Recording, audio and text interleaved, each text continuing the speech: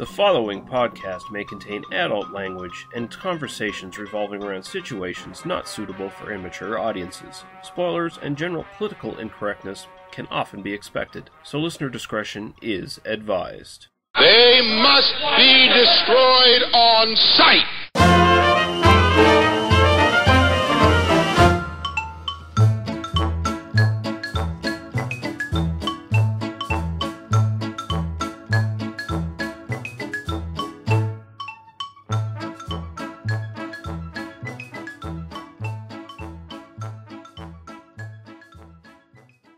All right, we're back for another episode of They Must Be Destroyed on Sight movie podcast. I guess we're at 48 now, so we're just one more episode, and then we're going to be going to our big Dawn of the Dead episode that we have planned, so that's exciting. But I'm your host, Lee Russell.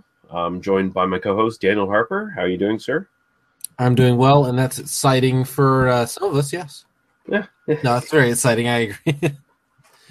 Let's do Dawn of the Dead for 49. Let's just jump ahead and do it right at 49 instead of throw off people's complete accounting of like what a big round number looks like.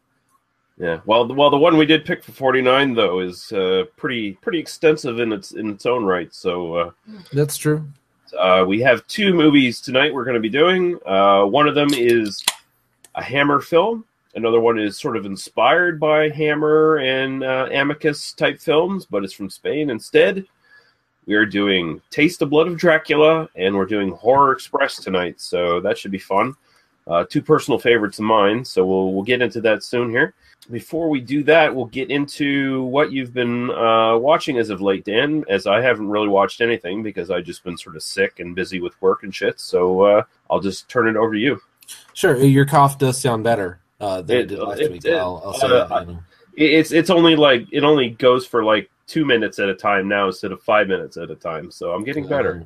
Yeah, no, bronchitis or whatever. It sucks. And especially for a podcaster where your voice is your medium, you know. So although I do have this more sort of rough, manly voice right now. That's very, very intimidating.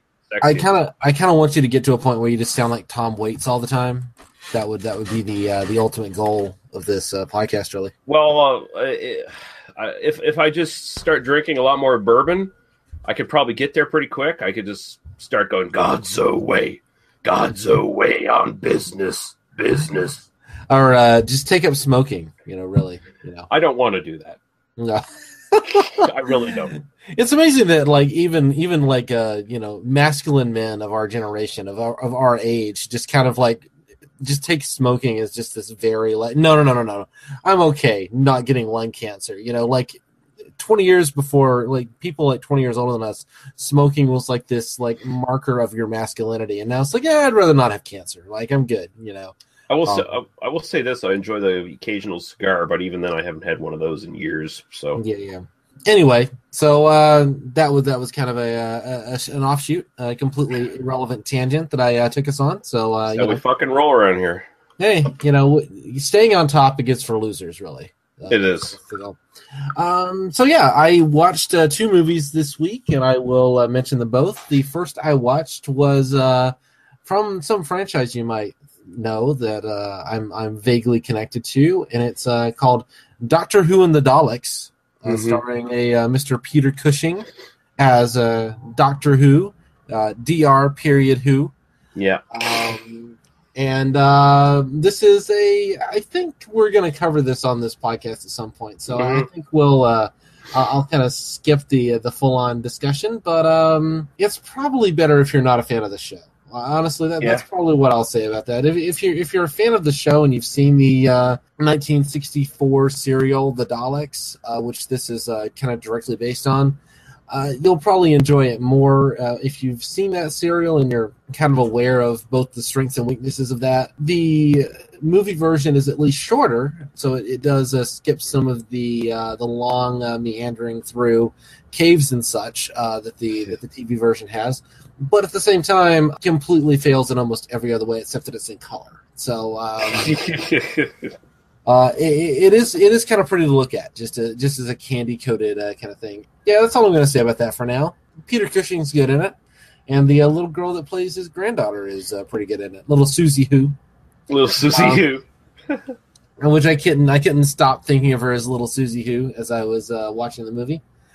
The other movie I watched, and I think you might have a few things to say about this, and it's another one we might cover on this show at some point, is The Rover from 2014 with Guy Pearce and Robert Pattinson. I watched this on your recommendation, and dear God, I'm glad I watched it finally. Nice. This is a film. It's it basically takes place a few years after a financial collapse, like an economic collapse in Australia. And it's kind of implied that it's worldwide, but I mean, we really don't get any context of the outside world.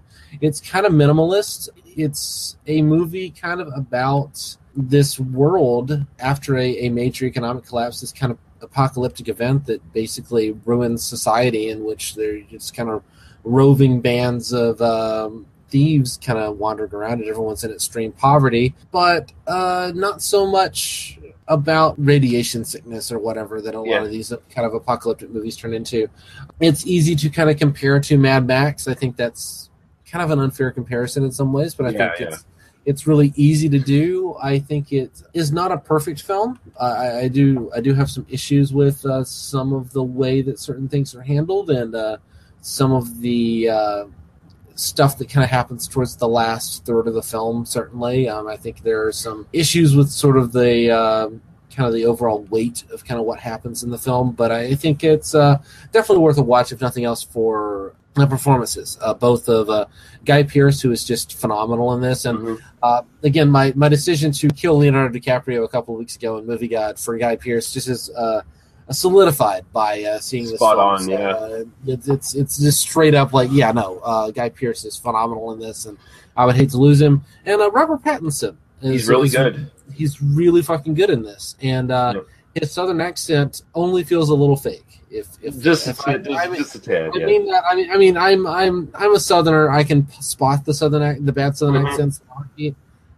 His is mostly okay. It's only a little fake. So that's actually a mark of honor for an actor to have, where I can say, I can tell you're doing a southern accent, you're not actually from the South, but you don't sound obviously wrong. You just sound not from the South. So yeah, I really love that film.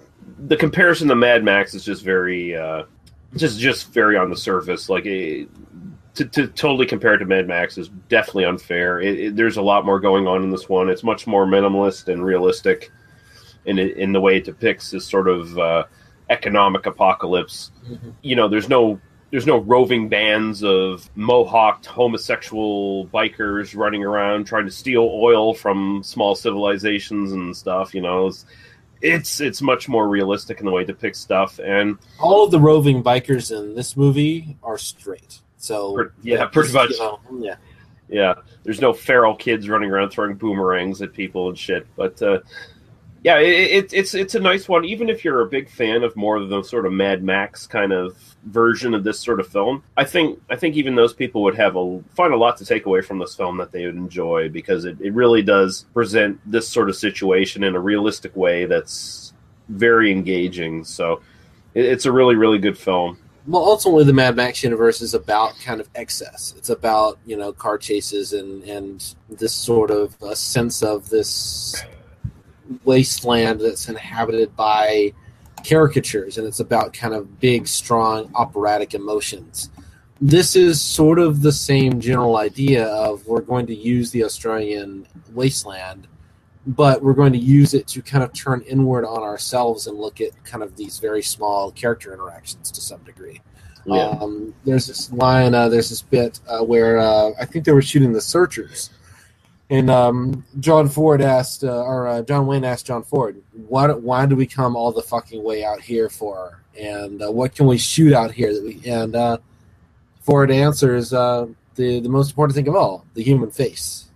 That's kind of one of those famous stories about John Ford. And that's pretty much what's happening in The Rover. It's really about contrasting the expanse with these very intimate kind of human characters in a lot of ways.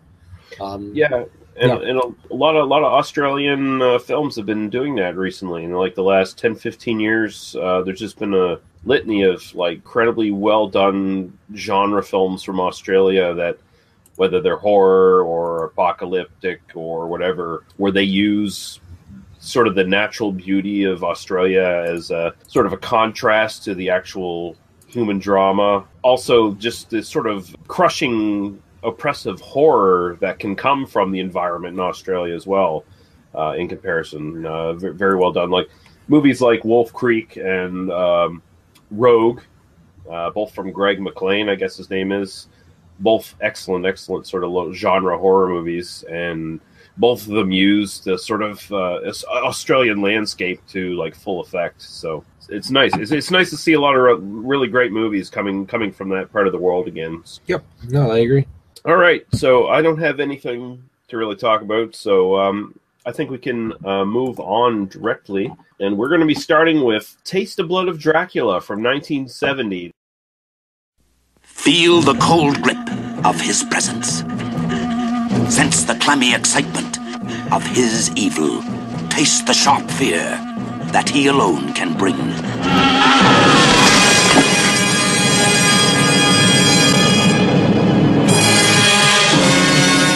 Dracula's blood.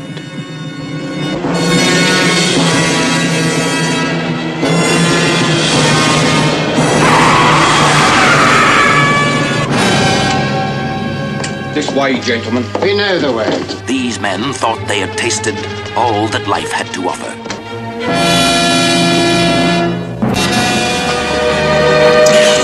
Ready when you are, gentlemen. Would you be willing to sell your souls to the devil? If one thought that one's experience might be extended. It would be extended to infinity. There's someone there. Dracula is back to choose his human victims. Alice. Who are you? How do you know my name? Dracula is back to select his companions in darkness, who must die that he may live. If you shock easily, stay away. She's neither dead nor alive. Lucy! Lucy! Lucy! Paxton! Paxton, listen to me! The marks on her neck! She's a vampire! Prepare yourself. Every nerve, every muscle. No. Prepare yourself for the greatest shock of all.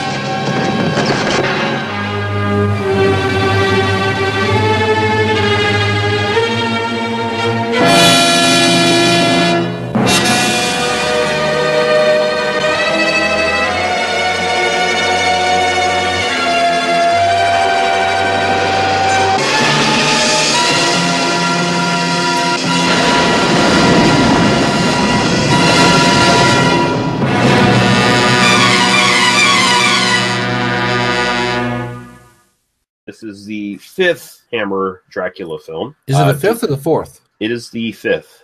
Directed by Peter Sasdy, who is mostly known for doing TV stuff, although he did do a couple of other Hammer films. He did Countess Dracula and Hands of the Ripper, most notably. Written by Anthony Hines, who at this point was going by the pseudonym of John Elder, who was a major producer for Hammer, did 37 of their first 50 films, and wrote and produced many Hammer films as well. This, of course, is starring Christopher Lee, and we'll get into how reluctantly this is starring Christopher Lee in a little while, as Dracula, of course. Jeffrey, and this is actually just basically a roll call of Hammer regulars for the most part. Jeffrey Keane as William Hargood, Gwen Watford as Martha Hargood, Linda Hayden, the lovely Linda Hayden, as Alice Hargood, Peter Sallis as Samuel Paxton, Anthony Higgins as Paul Paxton, Isla Blair as Lucy Paxton, John Carson as Jonathan Secker, Martin Jarvis as Jeremy Secker, Ralph Bates as Lord Courtley, and this was sort of his introduction to Hammer films. He was going to be like the new sort of young star they were going to start putting their money behind in Hammer Productions. Roy Kinnear as Weller, and the always amiable Michael Ripper as Cobb. The music was done by James Bernard, I'll let you get into the synopsis for this one, Daniel. Awesome. Well, I apologize to the listeners because I had intended to actually write a very compelling and interesting synopsis, and then I decided I'd rather drink, so I drank instead of write it. So, that shows the level of professionalism I show towards this podcast, but you get what you pay for this. So there you go. All right. So after an extended prologue in which Veruca Salt's dad discovers the dying Dracula and collects his dusty blood and other affects, we are treated to a church scene where we are introduced to our main character, a rich white dude, and his daughter, the daughter of rich white dude. The daughter of rich white dude is awakening to her sexuality, as we can expect from a movie made in the early 70s. Very interested in dating a young man. She is accosted by a rich white asshole dude to in no way are you allowed to go and fuck that guy or even present in any way that you're going to do that. He is very priggish. He is very much presented as anti-sex. So it is of no surprise to anyone when he shows up, goes with two of his buddies to a brothel. Where he is completely a guest of honor and respected by the clientele and the owners of the brothel. After an extended sequence of a woman dancing with a snake, he is approached by a very nice-looking young man who says, I am totally willing to make you guys not bored anymore. That you guys are, I know you're really unhappy with your lives and you're just tired of just getting all this pussy because you have no imagination. The only way that you're really going to appreciate life is by giving yourself to the Dark Lord Satan. The guys agree, then find out that they owe 1,000 guineas, which I looked it up, is probably worth about $100,000 in modern U.S. currency. Holy fuck. Yeah, it's hard to compare currency between 1890 Britain and modern day U.S., but it's a fuckload of money. I mean, it's a lot of fucking money. They do pay Veruca Salt's dad for the privilege of owning the blood dust. They conduct a fairly interesting ritual in which they reformulate the blood of Dracula. All three of them refuse to drink it. The young dude drinks it for them, dies. Then basically Dracula is reformed, and the rest of the film is essentially a extended metaphor for female sexuality being a bad thing. And that the rich old patriarchs get punished for allowing their daughters to engage in sexual behavior in a extended sequence. So that's my plot summary.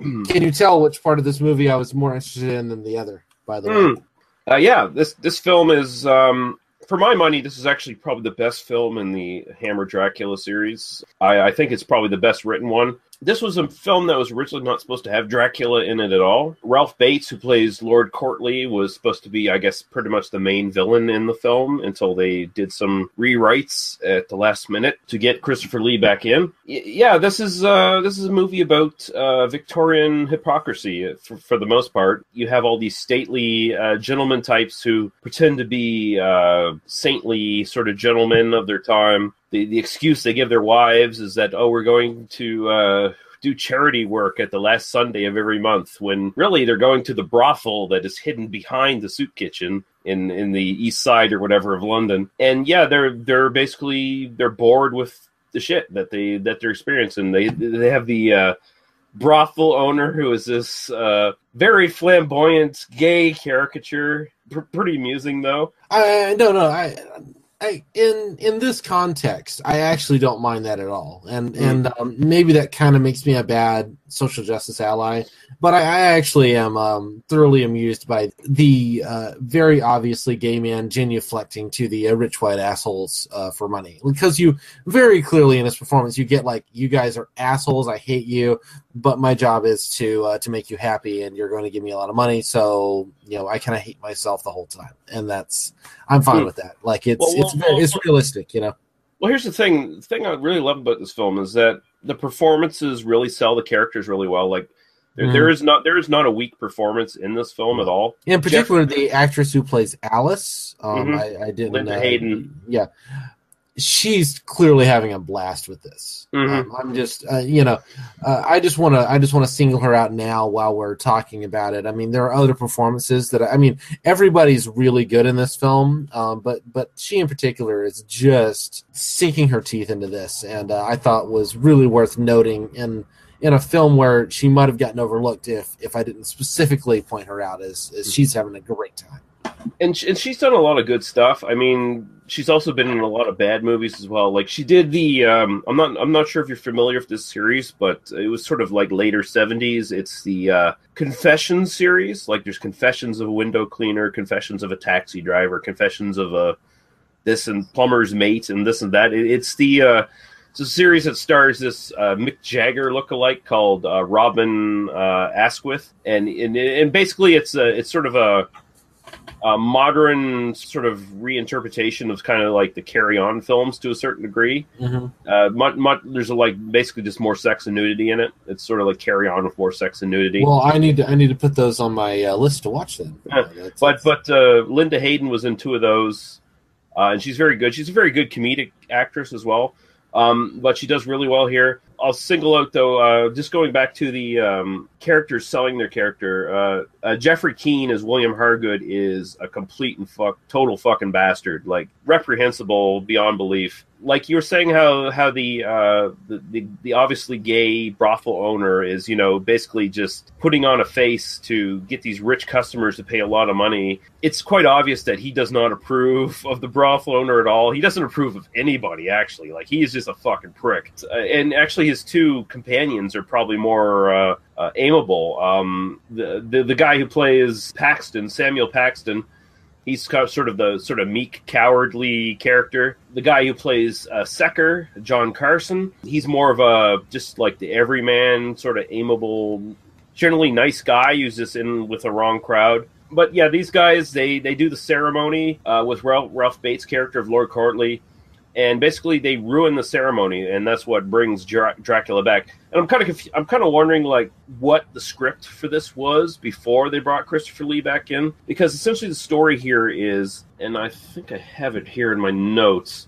The film was not originally going to feature Dracula at all, and because Christopher Lee at this point, he was just getting pissed off at these scripts because they were just increasingly bad, and he didn't want to say the lines, so he's like, "I'm not coming back." The producers of the film were not going to give money to this film unless Christopher Lee came back into it. So at the very last minute, they brought him in, basically kind of blackmailed him because they're like, well, if you don't come back, Christopher, all these people are going to lose their jobs. And so he's like, okay, I'll come back. So he comes back, but he barely says anything. Like he still refused to say most of the script.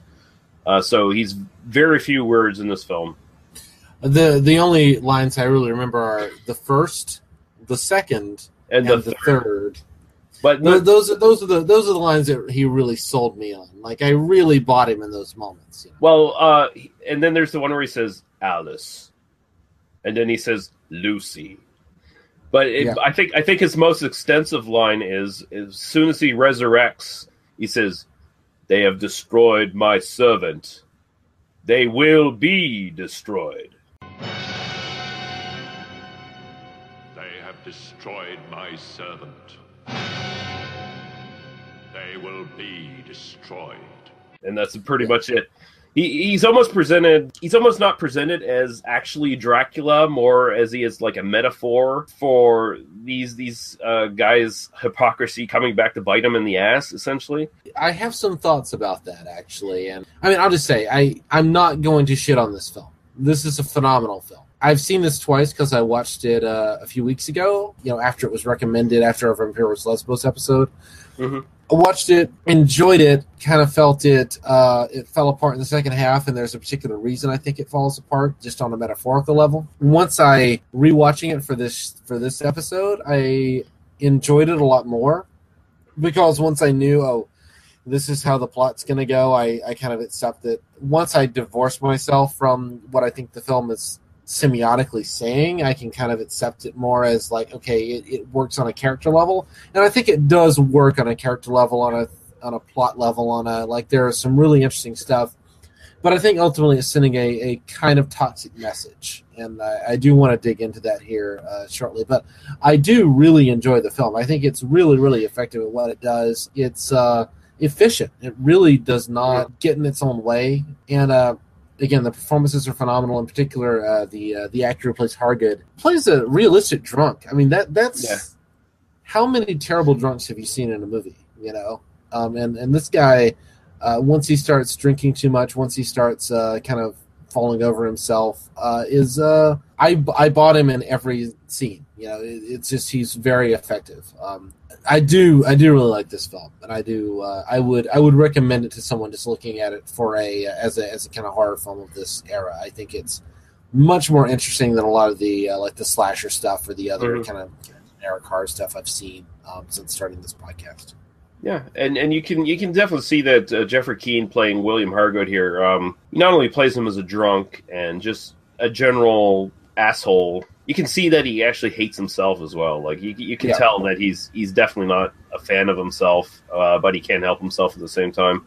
I think I might agree with you. I think I see where you're probably going here, but there is this, like, in the first half, it's kind of established that, okay, these guys are all supposed to be pinnacles of Victorian purity and goodness, but they're secretly hypocrites, and they're all into the same sort of vices that every other person is into, and even maybe some more vices that most people aren't into. There is this sort of undercurrent as well of the clash between generations. It's very much sort of taps a little bit into sort of the sort of counterculture of the 60s and 70s with younger people rejecting older values. I will agree with you to a certain extent. It does fall apart in the second half, and I think that's probably mostly to do with the fact that they had to rewrite the script to bring Christopher Lee back into it, and it turns much more into a revenge movie than it does anything else. I'm actually kind of really interested in knowing what the original script was.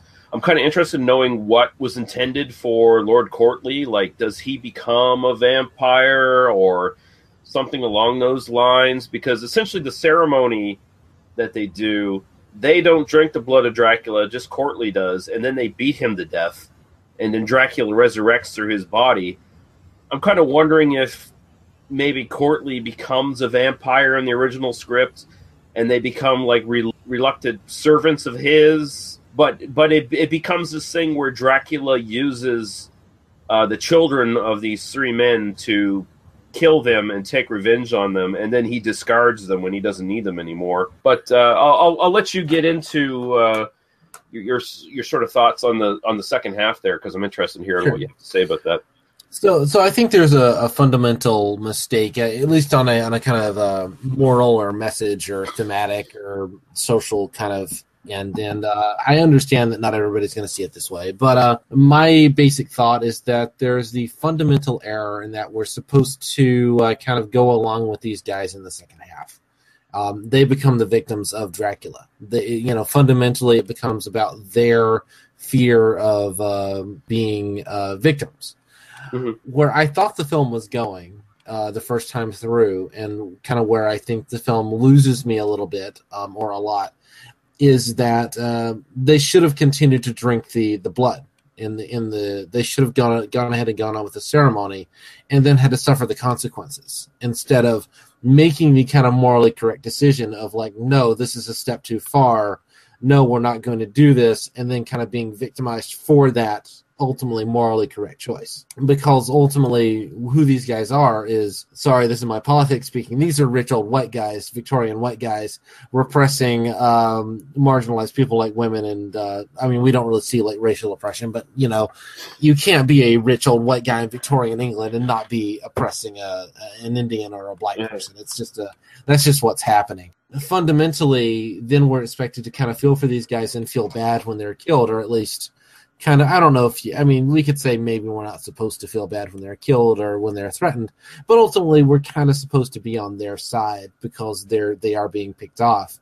We're certainly supposed to see Dracula as a bigger evil. Also, the means by which they're killed is by the women in their lives, universally. Alice kills Hargood, and then Lucy kills the second guy, and then the Paxton. third guy, Paxton. But actually, Secker is killed by his son. His son, but in retaliation for a female character, right? Like somebody is killed, and then he's... No. Secker's son is dating... I apologize. I lost some of the plot towards the end. There are a lot of characters towards the end. Secker's son, Jarvis, is dating Lucy, who is the sister of Paul. It is kind of confusing. Lucy is already seduced by Dracula at that point. Lucy bites Jarvis and sends Jarvis to kill his father, because his father is the more decent of the three of them, who is trying to figure out what's going on and try to stop it. So he is killed by Paul or Jarvis. Jesus Christ, I keep getting them mixed up. But that's another kind of basic issue with the last half of the film, is that the characters end up feeling a little interchangeable. Sorry, not to interrupt you there. I was just trying to, that is kind of one of those, I don't really remember who's who at a certain point. Yeah, I mean, I can definitely see your side of this. I personally did not go into the second half feeling sorry for any of these three old guys. I guess if we got the sense that how Alice killing Hargood was out of a sense of righteous anger at him kind of being a hypocrite, as opposed to she's mind controlled by Dracula. I mean, once someone is mind controlled by Dracula, you can just kind of, it's hard to not avoid you're acting in an evil manner, as opposed to you're acting in kind of a morally just manner of this dude who's being an asshole. It does start to feel like you're kind of treating these in kind of a morally equivalent way, that Alice is wrong to disobey her father, but also her father is kind of being an asshole for not letting her date the dude. To me, it's just a little uncomfortable. And, I'm not trying to say that the film is horrible or awful. I think it is a great film. I mean, honestly, just on a cinematic level, I mean, some of these shots are just really, really effective. Giving this sort of vertigo. I do wonder what this film would have looked like without Christopher Lee. If it had been just Courtney, who had been kind of the main villain, and he was kind of using his wiles and using it to seduce the women, you felt like you were acting more out of their own agency. I feel like I would feel differently about some of this, and I think it would kind of reach this kind of height that I think that the finished version doesn't. But I think the fact that the women are ultimately robbed of agency, and that they are just kind of fulfilling this will of Dracula, means that we're ultimately just watching a bunch of evil people killing each other, ultimately. That's fine, but ultimately I thought this film was going to go in a more interesting place than that. And I think the first half is brilliant. The first half I love to bits. I think it's really, really effective at how it portrays this world and the hypocrisy, which, if you talk about Victorian England was a heyday for pornography. Mm-hmm. There's very little that we can see today in the 21st century on the internet in terms of varieties and quantity of pornography and varieties of sexual expression that were not clearly there somewhere in upper class Victorian England. They just pretended it wasn't there. They just and that fundamental rejection of accepting this about themselves and the oppression of religious minorities and ethnic and women is kind of the fundamental flaw in Victorian society, ultimately.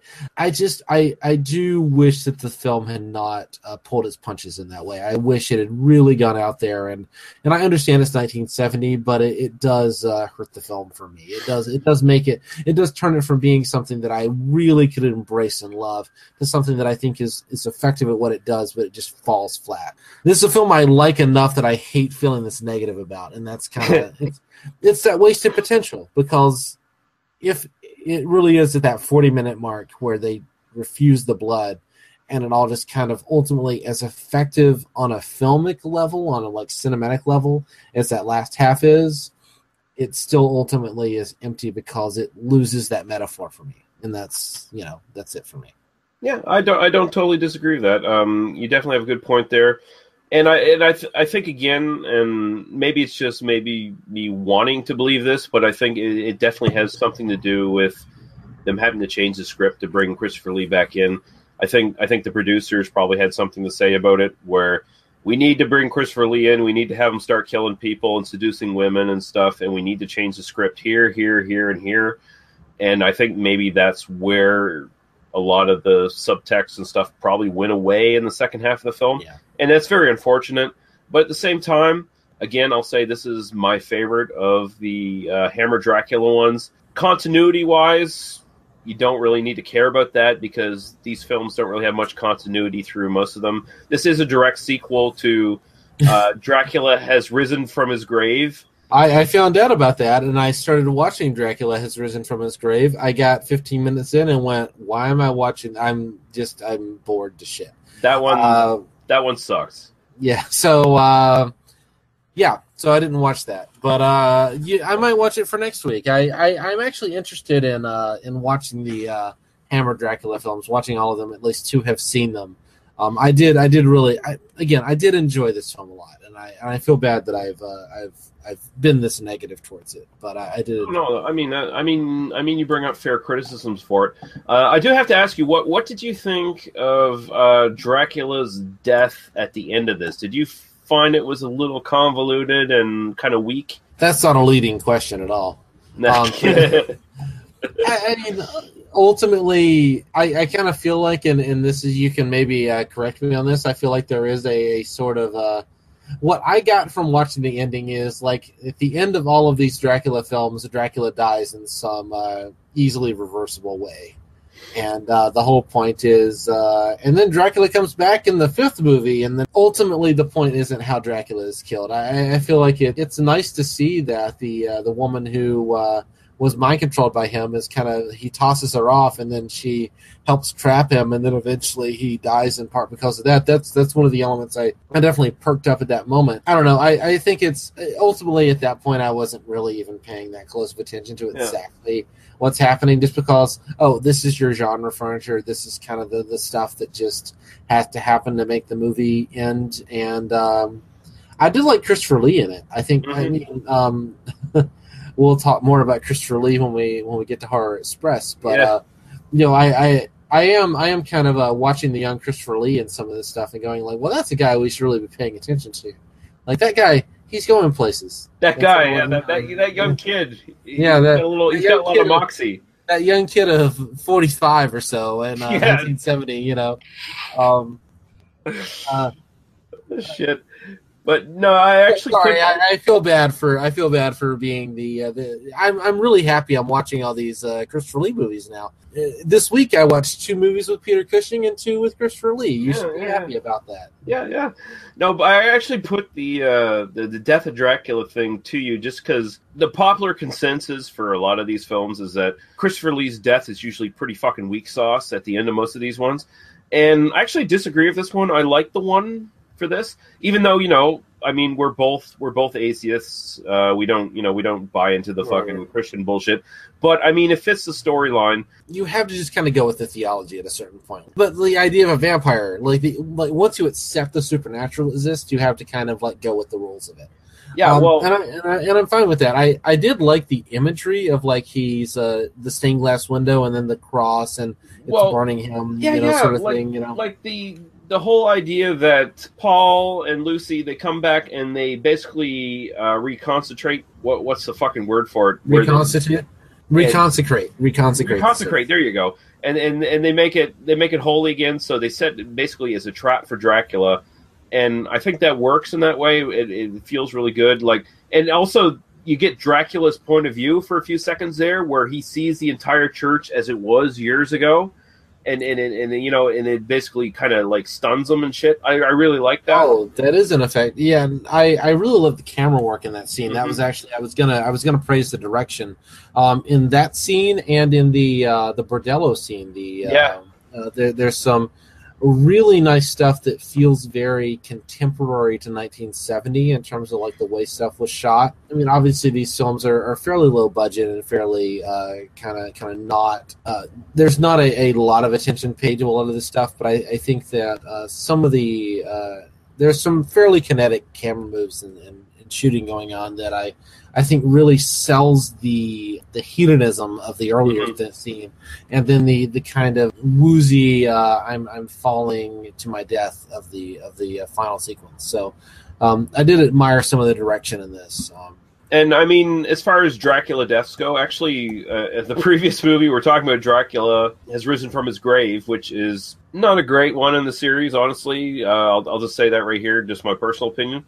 But actually, that has probably the coolest Dracula death in the entire series.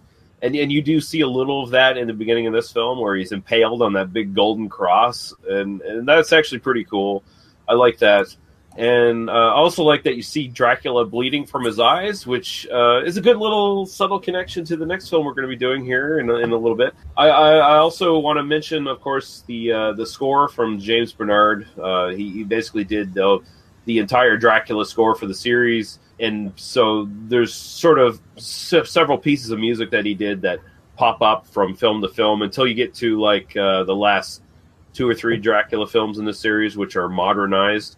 I actually use that theme in the Christopher Lee tribute thing, and I've always liked this score, but I've liked it even more since then, since I just sort of been using it and listening to it a lot more. Really, really good. It's a great score. You can get this in basically 2 different versions. The USA version had 91 minutes, and that basically cut out all the shots of nudity in the beginning of the brothel scene or whatever. A couple scenes of blood and like extended like looks on victims' faces and stuff like that, like this subtle bullshit. But you can basically get the uncut version now, basically anywhere you look for it. Again, yeah, it is my favorite Dracula film from the Hammer Studios. I love Christopher Lee's physical performance here. The fact that he says basically nothing actually, I think, heightens the performance to quite a degree. And I think Christopher Lee was a smart enough actor to know that probably all the lines they'd written for him were bullshit in the first place. So he's like, I'm not saying that shit. I'm just going to make this really good and do it my way. And I think it works. I agree. Yeah. All right, and now we're going to look at Horror Express from 1972.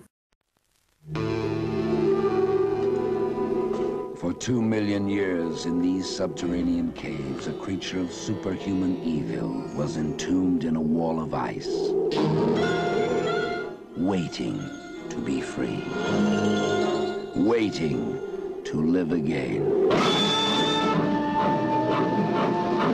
Travel with us on a journey into a world where nightmare becomes reality.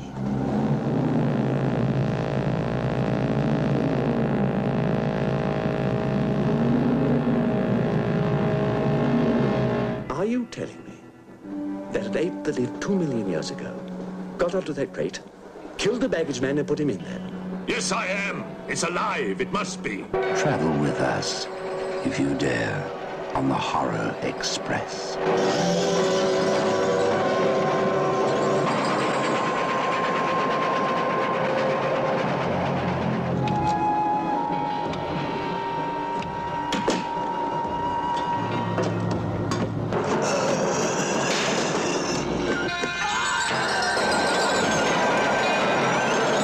We'll search the train and find it, whatever it is, and destroy it. But if it's alive... I want this kept quiet. I don't want to panic the passengers.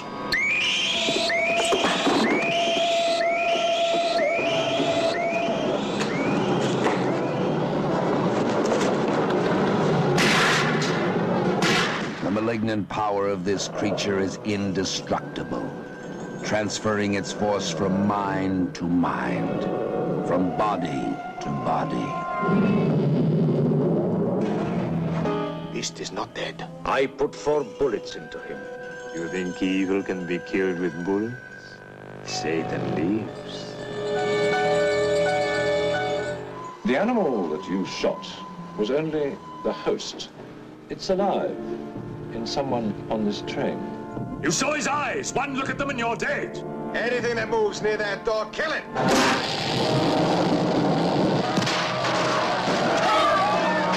Run. Run for your life. Hide, but you can't escape. No one can stop the fury and the terror of the Horror Express.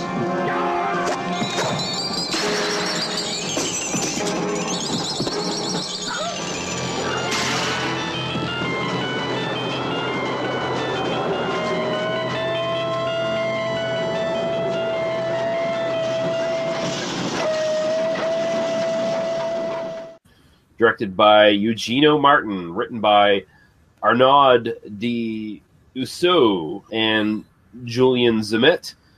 This one is a Spanish production, not a Hammer or an Amicus production, but it does star Christopher Lee as Professor Sir Alexander Saxton, Peter Cushing as Dr. Wells, Telly Savalas in a really great role here as Captain Kazan, Alberta de Mendoza as Father Perjadov, Sylvia Tortosa as Countess Irina Petrovsky, Julio Pina as Inspector Miroff, Angel del Pozo as, I'm not even going to try to pronounce that word, Helga Line as Natasha, Alice Reinhardt as Miss Jones, and George Rigaud as Count Marion Petrovsky. And I'll let you get into the little synopsis here, Daniel.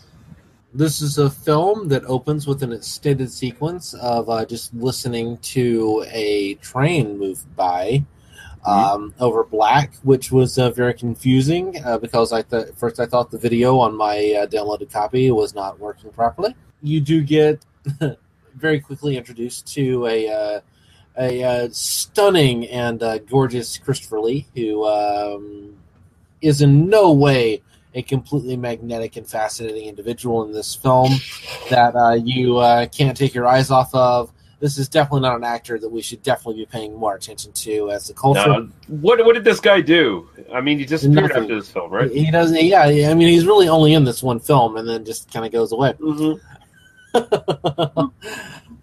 My sincere apologies for not completely being. I wish he had died a year later, so I could have found some of his films and then had more to say when he died. That's kind of how I feel. Yeah. So anyway, we open on a young Victorian scientist in 1906 who is taking a Trans-Siberian journey. He has a package which is mysterious and it's not able to be marked by markers in the shape of a cross for some obscure reason. Well, white chalk on white fucking cloth. Go fucking figure. Exactly. And then somehow this does not work. I don't understand why this happens. So he's a man of science. He's a man of reason. He's a man who is very much after my own heart. He has a buddy in the Royal Society who is played by young Doctor Who, Dr. Oh, no, Peter Cushing. Peter Cushing plays that role. That's another guy we should really be paying attention to. I really wish that guy would be in a movie some big special effects movie in the 70s. Yeah, they really missed the boat. They didn't cast this guy. They didn't cast this guy in that. So it's disappointing, really. The two of them together work to do some science and some observation. Eventually discovered that the killings that are happening aboard this train, which I didn't mention because I didn't write this summary down ahead of time, and I apologize for my complete unprofessionalism, except you did pay for this podcast exactly nothing. At least if somebody charged you for it, it didn't go to us. It didn't go to me. If Lee's charging you for this podcast, then fuck you, Lee. You should be paying us, motherfucker. You eventually learn that there is some supernatural force that's killing people aboard this train, but it's not supernatural. It turns out to be a space alien who has been on this planet for millions or billions of years, inhabiting the different organisms, and apparently has the ability to create zombies, as we learn towards the end, in a shocking twist that kind of comes out of nowhere, and it's completely unmotivated and doesn't make any sense. Also, Kojak shows up to steal some scenes around the 3/4 mark. This film is way better than I'm making it sound. I apologize for my terrible plot synopsis. Lee, what do you think of my plot synopsis? I covered some of the major points. It covered some of the major points is exactly where I was trying to go with that plot synopsis. So, you know. No, also, I wish Paul was here because the priest guy looks exactly like Paul. In my mind, you know. Well, he either looks like Paul or he looks like fucking Robert De Niro with like really long hair. Every time I was looking at this guy, I was thinking, that's Robert De Niro. That's fucking It's Robert De Niro. It's Robert De Niro from Mean Streets with long hair. Yeah, I don't know. I'm with you. Yeah, but this is a great fucking film. And essentially this is an adaptation of John Campbell Jr.'s... John W. Campbell's. Yeah, John W. Campbell's Jr.'s Who Goes There? It's essentially the second adaptation of that after Thing from Another World, and then later, of course, we get John Carpenter's The Thing. But it essentially goes on the sort of the same premise. Also, sort of has elements of Agatha Christie's Tin Little Indians or Murder on the Orient Express, even as well. This involves... I was telling a friend, a Doctor Who friend, a Doctor Who podcaster friend, that I was going to be doing this film on this podcast. Mm-hmm. And he said, "Didn't you already watch that?" There's a recent Doctor Who story, The Mummy of the Orient Express, which is very much the same story. And about the halfway mark, I'm like, my God, this is the same fucking story. Like, I apologize, I interrupted you, but yeah, no, it's all right. I hadn't watched that episode, but I'm glad you reminded me. I was actually gonna mention that how I was gonna ask you how close this was to that episode, actually. But this is great. This is basically, it starts off with two rival scientists, and this is probably for me personally, this is probably the best pairing of Christopher Lee and Peter Cushing that I've ever seen in a film. And I've seen a lot of them. But here, they're just having a lot of fun together. They're rival scientists at the beginning. Christopher Lee here, he's a really guarded dick who does not want anyone to fuck with his shit. Because the opening sequence, he finds this fossil, well, not even a fossil. He calls it a fossil, but it's not a fossil. It's a frozen hominid of some sort in the ice that he finds in Manchuria. Technically, it's still a fossil, but go ahead. But it's not stone or whatever. It's actually like there's the physical body is still there. So he's got this in this big crate, and he's trying to load it on the train and get it to fucking England so he can revolutionize the theory of evolution, find the missing link and all that stuff. Of course, right off the bat, there's some sneaky little thief at the train station who tries to break into the box and dies for his efforts. He goes totally blind. His eyes are totally white and bleeding. And so that's kind of mysterious. But, they get on the train. Peter Cushing's character is definitely interested what's in Christopher Lee's box, which, taking out of context... Aren't we all, really? Aren't we all? Yeah, sound very, very dirty. But he pays a porter on the train to look into the box for him. And the porter also dies under simpler circumstances. An inspector on the train, the Mirov character, starts suspecting that something really weird's going down. The killer is, of course, the ape man specimen in the box.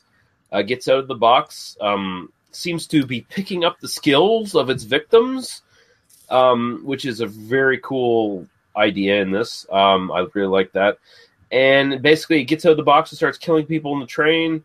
They halfway through the film, they kill the ape man, and it seems like everything's fine, but no, there's this even a bigger twist. The alien presence that inhabits the ape man's body can jump to other bodies, and basically opens up the second half of the film to even more possibilities of who the fuck's the alien and shit like that. Really, really well done. This one definitely borrows a lot more closely from Who Goes There than The Thing from Another World does. Maybe not so much as John Carpenter's film does. I think John Carpenter's film actually is probably the direct, really... The Carpenter film, despite not having the title, is, basically a straight adaptation, just updated for modern, 1981. With very, just like, and then elaborations based on special effects. Thematically and structurally, it's basically the same story. This is a very loose adaptation. Who Goes There? Yeah, the alien in this one doesn't absorb its victims and then become them or whatever. This is an alien presence that can jump from victim to victim. It does suck out the knowledge of some of its victims. Like if it's just going to straight up kill somebody, it uses its glowing eyes to somehow suck the knowledge from a person's brain and learn everything it knows and then move on. It's pretty cool. Once they discover that the alien is doing this, there is a direct connection, of course, to the Who Goes There and the Carpenter film, and the Thing from Another World, where in those films they do the blood test. Here they do the eye test, where they're going for a magnifying glass, looking at everyone's fucking eyes. So I thought that was neat. I think the special effects in this are really well done. Like it's a very cheap production, but they hide the sort of early hominid creature pretty well in the darkness, so that it doesn't look like shit, and you don't see it right up front.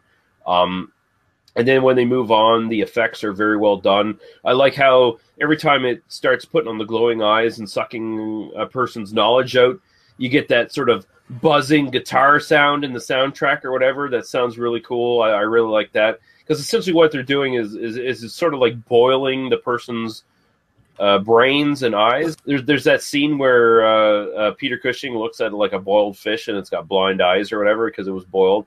So I like that. There is some hokey shit in this, though. I will say, like, some of the science in this is kind of fucking hokey. I have some thoughts on that, actually. And that is, I feel like it's hokey, but it's accurate to 1906. I feel like it's almost clever in the way that, like, the memories are in the eyes. Like, this creature has memories in its eyes. There are a lot of kind of science fiction, kind of pseudoscientific things that are kind of based on the idea that the eyes are in some sense the repository of memory, for instance. Mm-hmm.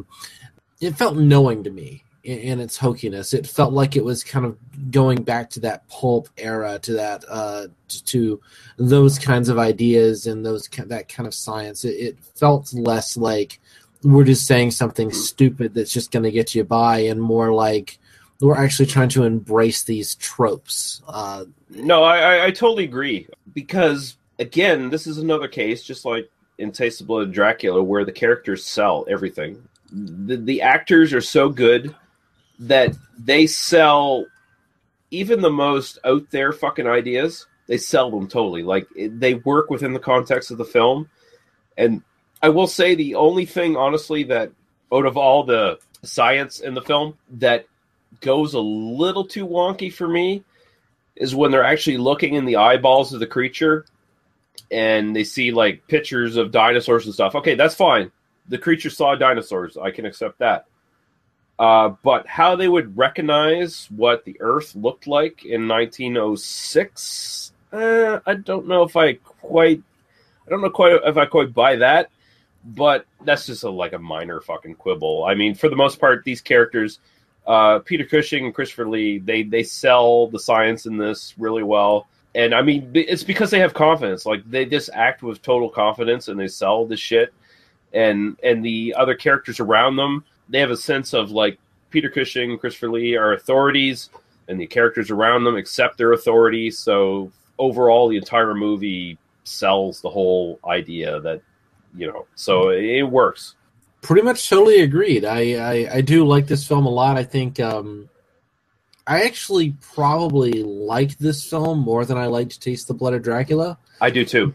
But I think Taste the Blood of Dracula is reaching for more, if that makes sense. Like, I feel like Taste the Blood of Dracula is trying for something that it doesn't quite reach, whereas I think Horror Express isn't really reaching for all that much, except kind of being creepy and evocative and interesting, but achieves it much better. So I did really enjoy this film.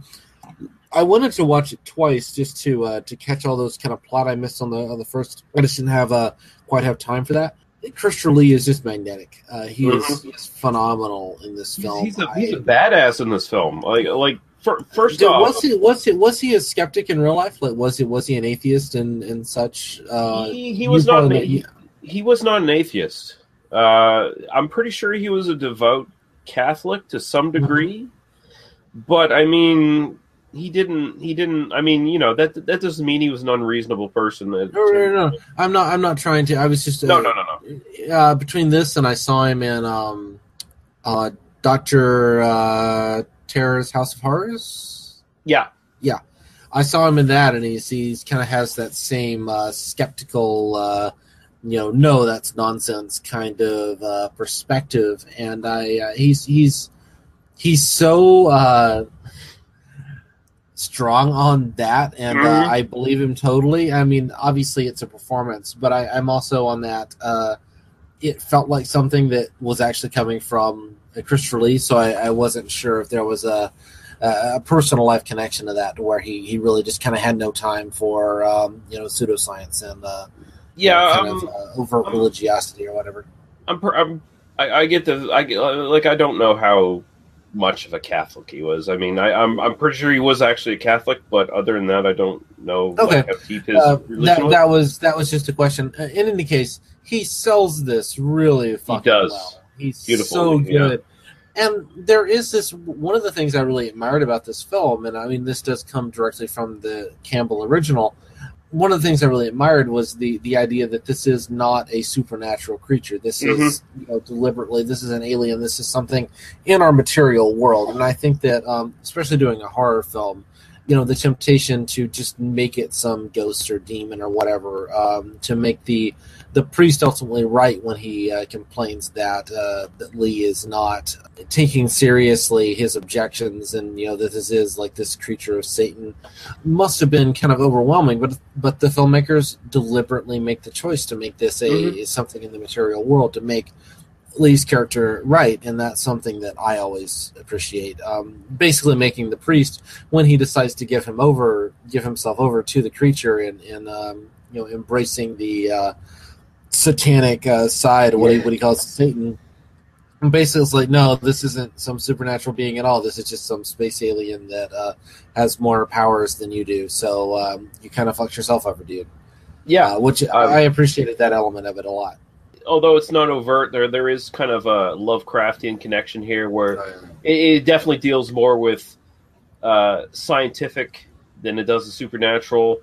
Like a lot of Lovecraft's evil entities and stuff were just alien beings that were beyond our comprehension, right? And I mean, and it goes back to that thing, like our science presented to like cannibals in Papua New Guinea or whatever is magic, So I mean, it's the same idea. I love how they get to the last little third of the film, and Telly Savalas just jumps in.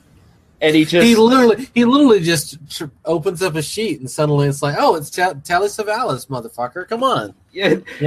I just love he's just in like 15 minutes of this, and just completely owns it the entire time. Yeah, he just swaggers in, and I mean, Telly Savalas is known for doing this shit. I mean, Telly Savalas mostly just played Telly Savalas in whatever fucking film he did. Yeah, he does Telly Savalas with a slight Russian accent. And, he's glorious. He's. I love it. Honestly, can I say this? And I mean no disrespect. He's my favorite thing in this film. No, he is the best thing in this film. I mean, he just jumps in, and he's this Cossack captain who basically jumps on the train like midway through the fucking travel schedule or whatever. And he's like, okay, we've heard there's weird shit going on in the train, so we got to get in here and look for rebels.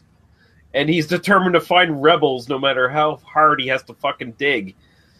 And it's great. He's like, fuck you, I'm going to shoot you if you disagree with me. At this point, and these are minor spoilers, I mean, fucking watch the film. If you haven't watched the film yet, just shut it off and watch the film. But it's on YouTube. Go. Yeah. It's literally, this is a film in the public domain.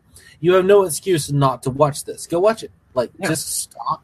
Go watch it and come back, and we'll keep talking.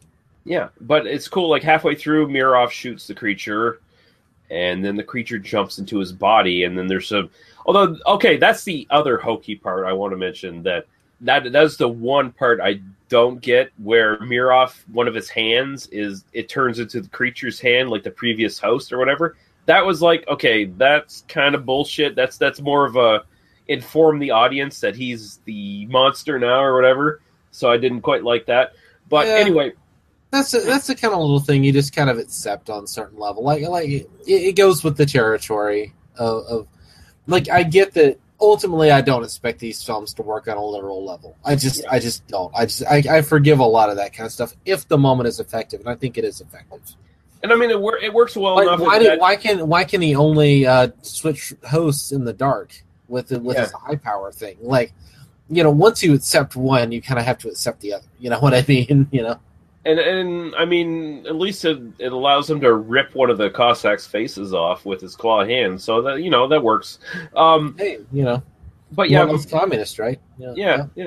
But Amirov is outed as the alien by Telly Savalas' fucking Inquisition there, and Telly Savalas just out of nowhere, he's just got a fucking knife up his sleeve. He just throws it in his fucking back and then starts shooting him. I'm like, yeah, he's a fucking badass.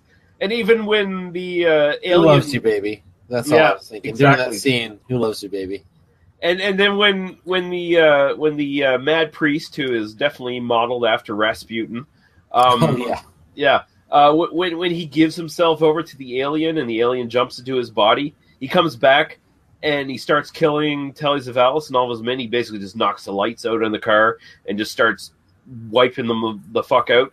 I just love how Telly Savalas is like, I'm not going to die like a bitch. I'm going to come at this creature with my sword and shit. And right to the very end, he's like staring a creature in the fucking eyes and trying to get up and shit. And then he dies. And I was like, yeah, that's a great fucking cameo appearance for Telly Savalas. Like, in 15 minutes, he owns the whole fucking film. And it's like, wow, fucking amazing. Yep. And then that's where this film really kicks into gear. Like you mentioned previously, zombies. All of a sudden, the creature is like cornered. So the creature all of a sudden brings up this power where, hey, I'm going to resurrect all my victims all of a sudden. This is the equivalent of Christopher Reeve having the ability to rebuild the Great Wall of China in Superman 4. Yeah. It's almost that random. Like suddenly, like, oh no! Now I can just bring up 50 zombies to come and eat you guys. Like, what in the final 10 minutes of the film? Just go with it. It's an effective sequence. I'm not saying it's not an effective sequence. I'm just saying it makes no fucking sense. But Oh, it felt like we need an ending, so we need to tack some shit in there. Well, and if I am allowed to criticize to a certain degree, I mean, ultimately, all you really needed for the end of the film was just this sense of this creature is going to eventually be able to kill everyone on the train if the creature isn't destroyed. So having the zombies kind of rise up, I mean, it is like kind of effective visually, but ultimately it's not necessary to kind of raise the stakes for the end of the film. But it kind of justifies everybody's dead anyway, so let's just destroy the train and not have to feel too bad about the innocent people who might have been on the train, sort of thing, Well, I mean, all the innocent people get put to the back car anyway, that they disconnect from the train.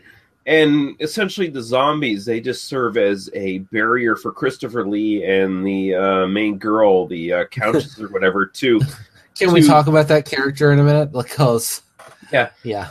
But it just serves as a barrier for them to get back to the end car and escape danger or whatever. Just go on to the Countess character if you want to talk about that. Sure, I don't have much to say except, I mean, obviously, kind of has that same thing that I didn't really talk about so much in Taste of Blood of Dracula, and that all the women in this film are gorgeous.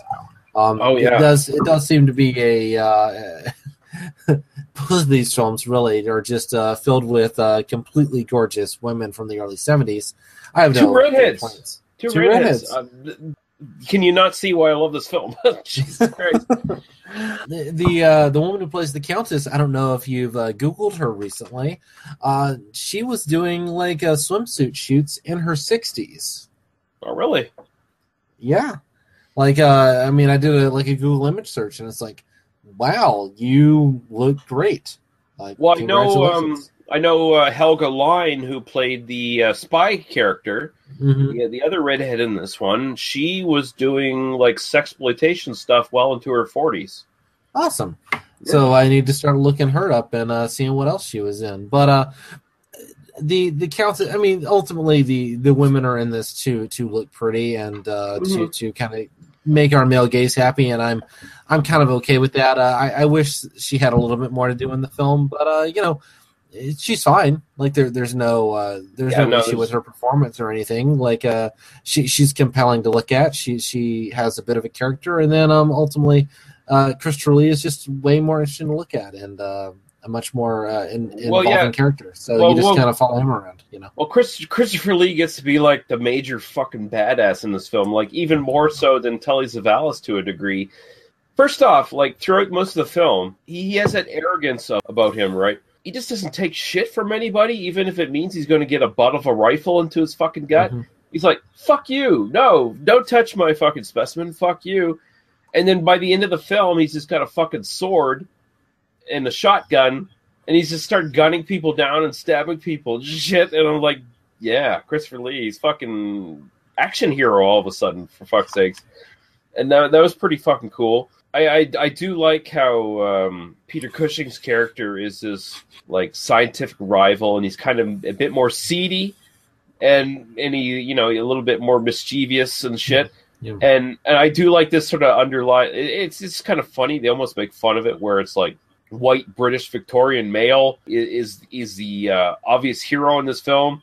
There's that scene where Inspector Miroff is talking to both of them, and he's like, you know, how are we going to find the monster and shit? And they're like, well, we'll do this and we'll do this. And he's like, okay, you two together, that's fine, but what if one of you is the monster? And then Peter Cushing is like, monster? We're British, don't you know? The animal that you shot was only the host.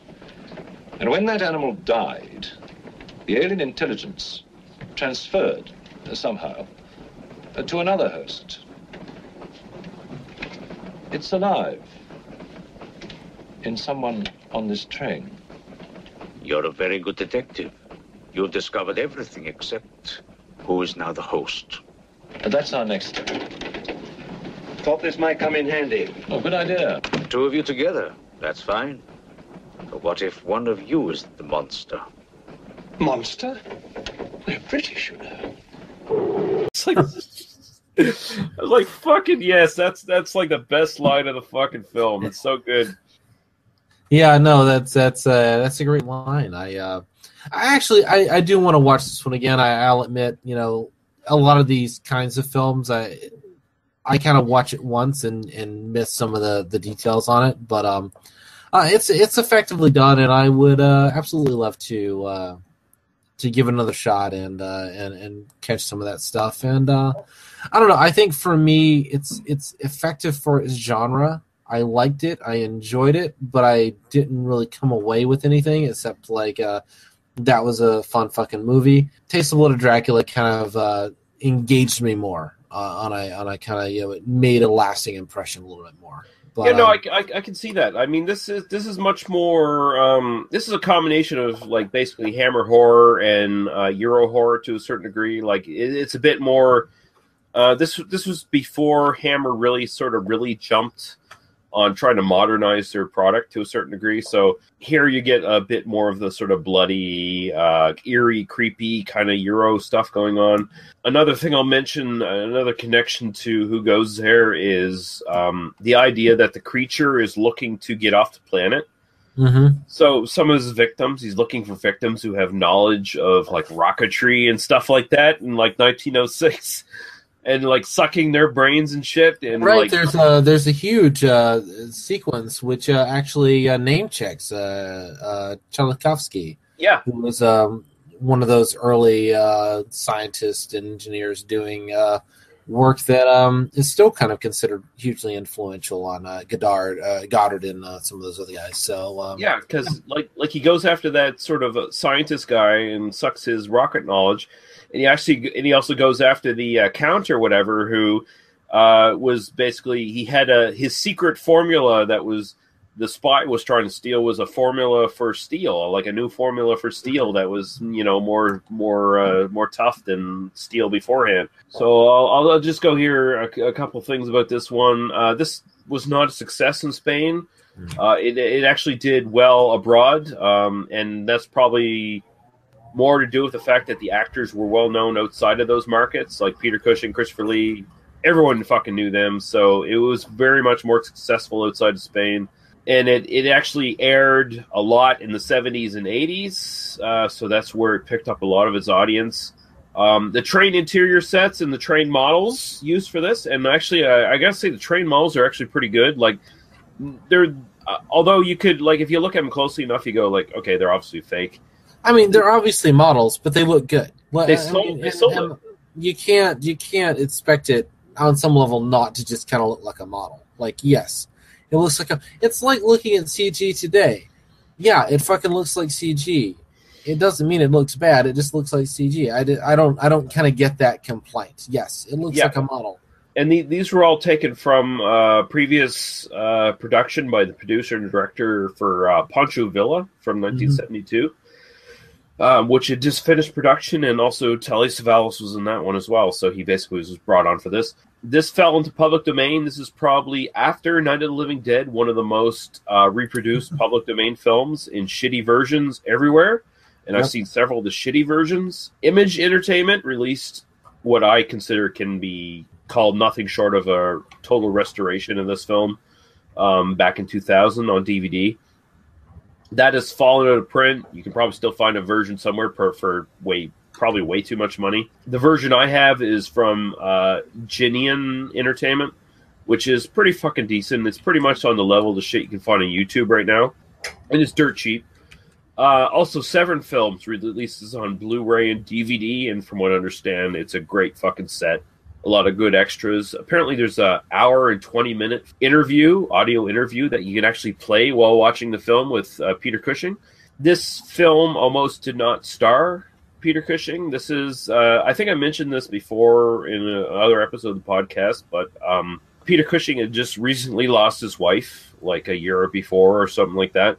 And he was despondent and didn't want to do movies anymore. And Christopher Lee actually convinced him to come onto this production and act with him. And this is sort of the catalyst to get Peter Cushing back into acting. So really great. And these two work off each other really well in this film. Like, again, I said... They do, yeah. I do feel like, and controversial opinion maybe, Cushing's a little bit wasted. You know, like... well, yes... It's not that they're not. It's not that they're not good together. It's just Christopher Lee is so much more what you're looking at in so many scenes. I feel like it could have kind of been anybody, but I'm really happy if they were working together, and if it's essentially Christopher Lee trying to say, "Come back to acting, come, be in more films, and come give us more of your work." I feel like that's that by itself is worth it. He's not bad in the film at all. It's just sort of like. If you're watching this and you're just kind of like, oh, Peter Cushing is going to be fucking Peter Cushing, and yeah, he's there, he's good, he's fine. It's just kind of okay. That's all I have to say about Peter Cushing. Yeah, and he made a very little impression on me in this film, whereas Christopher Lee is just magnetic. Yeah, Christopher Lee is the center of this one. Also, want to just make a special mention of Alice Reinhardt as Miss Jones, which was Peter Cushing's assistant or whatever. I really like that character. Like, she's even like probably a more stalwart scientist than the two of them are, and I just love how she's like, and she even makes note of how she's like a woman in a man-dominated world at that point. Yeah. I need to go back and watch this film again. I feel really bad if I'm going to go back and watch it again and go, shit, this is a way better film than I gave it credit for, and Lee was right and I was wrong, which is probably the case. Honestly, I just I watched it, I enjoyed it, I just didn't get a lot out of it, and maybe that's because I was kind of implicitly comparing it to Blood, which at least on surface level has kind of more to dig into, because I really like your version of the film. Like, what you're describing sounds amazing. I just maybe missed some of the detail. So, that's kind of where I land on it. And I feel bad. I feel bad for talking about the film and not having dug into it as much as I maybe should have. No matter. I mean, that's what this podcast is about, is fucking like opening people up to films. And I mean, if it means a fucking revisit, I mean, that is an accomplishment. Like, that is, mission to fucking accomplish it. So I guess we can go on now to plugs. So, Daniel, tell us about your Doctor Who podcast. Well, if you like hearing me talk about things and are a fan of Doctor Who, or just want to listen to my wife roll her eyes at me on a regular basis, go check out my Doctor Who podcast. You can find that. It's called Oi Spaceman, a Doctor Who love story, and you can find that at OI Spaceman, all one word, .libsyn.com. And, that's probably the best thing to do. Cool. Check it out. Yeah, and you'll get the bumper at the end to tell you where to go. You go to our Podbean site. You can find us on iTunes there. Give us a 5-star rating and a review. Review can be bad or good, but please give us a 5-star rating because they'll help us be, expanded in the iTunes rankings and get more listeners. And that's what we want. We want more listeners. We want more feedback. Tell us what your favorite movies are. Tell us what you think of our opinions of movies. Tell me I'm full of shit. Tell Lee he's brilliant. Tell me I'm full of shit. That's the ideal that we want on this podcast. Or the other way around. I mean, it still works that way as well. Give us requests for films you want us to do. I mean, listen to a couple of episodes, see where we're going here, see the sort of trajectory that we're going through. And February is Romantic Comedy Month. All Katherine Heigl and Kate Beckinsale all the time. Really? I'm looking forward to listening to that podcast. I'm not fucking doing it. Jesus Christ. You and Paul can have fun doing that one. I'm sure Paul would be very happy to sit and watch Katherine Heigl movies for a month, Yeah. Next week, tentatively, depending if we get our schedules together and shit, it's going to be M from 1931. So that should be a pretty big episode. And then after that, it's going to be episode 50, and it's going to be fucking Dawn of the Dead from 1978. So look forward to that one, guys. And thank you for listening. Thank you, Daniel, for joining me tonight. And we'll see you guys later. Thanks a lot. Cheers. Yeah.